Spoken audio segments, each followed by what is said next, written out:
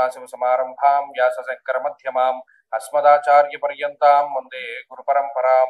జ్యోతిష్ శాస్త్రాన్ని భావితరాల వారికి ప్రసాదించిన ఋషుల యొక్క పాదపద్మాలకి నమస్కారం చేసుకుంటూ, అలాగే నాకు ఈ జ్యోతిష విద్యను నేర్పిన గురువర్యులు జ్యోతిష బ్రహ్మ కీర్తిశేషులు శ్రీ ఈరంకి సూర్యనారాయణ మూర్తి గారు, సూర్యశ్రీ దైవజ్ఞ గారి యొక్క పాదపద్మాలకి నమస్కారం చేసుకుంటూ, ఓం శ్రీ మహాజ్ఞాధిపతి నమః, శ్రీ గురుభ్యో నమః, హరి ఓం.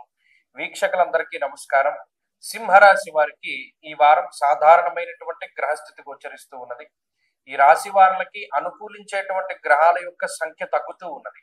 అయితే 3 వారాల క్రిందట ఎన్ని గ్రహాలు అనుకూలంగా ఉన్నాయో ఇప్పుడు కూడా అన్ని గ్రహాల అనుకూలతలు ఉన్నాయి. కానీ ప్రతికూలించేటువంటి గ్రహాల యొక్క సంఖ్య పెరిగింది. అర్ధాష్టమ రవి గాని, అర్ధాష్టమ కుజుడు గాని, అష్టమ స్థాన స్థిత శనేశ్వరుడు గాని, వ్యయగురుడు గాని, అంటే ఈ 4 కూడా ప్రధానమైనటువంటి ఇబ్బందికరమైనటువంటి గ్రహాలు.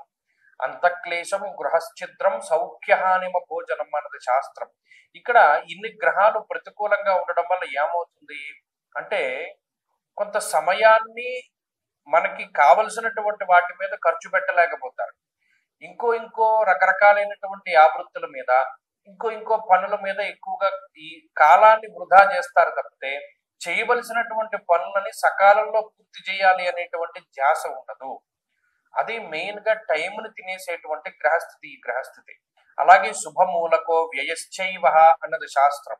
అంటే ఇక్కడ అర్ధాష్టమ కుజుడు గాని, వ్యయస్థాన స్థిత గురుడు గాని శుభమూలకంగా ధనాన్ని ఖర్చు పెడతారు. శుభమూలకంగా అంటే అది ఏదైనా పండగలకి గాని, లేకపోతే ఏదైనా శుభ కార్యక్రమాలకి గాని, లేదా ఇంట్లోకి సంబంధించినటువంటి గృహోపకరణాలకి, మీ యొక్క సౌకర్యవంతమైనటువంటి జీవనానికి సంబంధించి ఎక్కువగా ధనాన్ని ఖర్చు పెట్టేటువంటి పరిస్థితులు ఉంటాయి.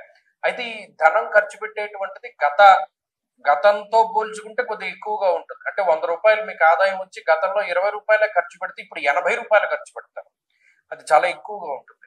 ఈ ఖర్చు అనేటువంటిది మాత్రం ఈ రాశి వారులలో చూడొచ్చు. అలాగే కొంత నిద్రా సౌఖ్యం అనేటువంటిది తక్కువగా ఉంటుంది. కాలాన్ని అతిక్రమించి భోజనం చేస్తూ ఉంటారు. విద్య, ఉద్యోగము, వ్యాపారముకి సంబంధించినటువంటి విషయాల్లో అంత ఏకాగ్రతని చూపలేకపోతారు.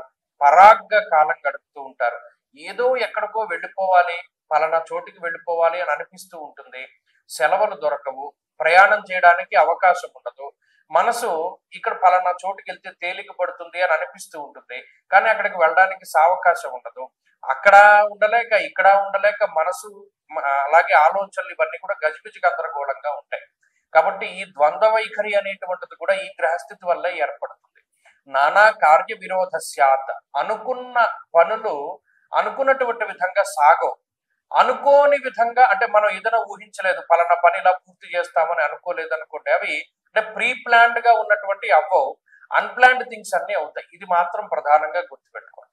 సింహరాశి వారి వారం మరింత అనుకూలమైనటువంటి ఫలితాలను సాధించడానికై ఎక్కువగా ఆంజనేయ స్వామి వారి యొక్క ఆరాధన చేస్తూ ఉండడం ఉత్తమము.